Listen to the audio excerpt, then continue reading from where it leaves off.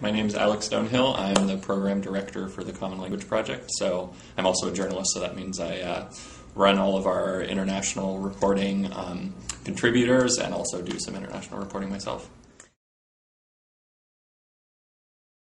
And it's kind of interesting, the bridge between print media and digital media there, because I can do that story for the Seattle Times, and when it comes out in the paper, it's like, they're just not getting home delivery the Seattle Times in Baghdad, right? So you don't have as much to worry about there, but when it comes to online, suddenly it is this huge issue that's accessible all over the world. And so it's interesting, the case that we're dealing with right now, they want their names changed, but they don't care about their faces being shown, because basically the issue is, can somebody search for their name on Google and find out all this information about where they are?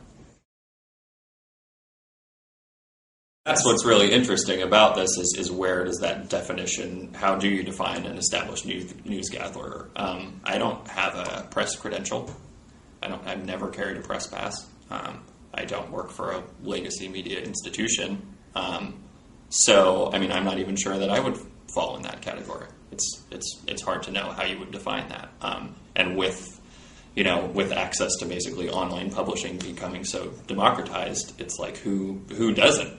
Who isn't kind of a journalist? Where does that line start? My opinion is that it's all about you're asking to be afforded these protections under the law as a journalist, and to be afforded those protections, you have to follow the ethical code of a journalist as well.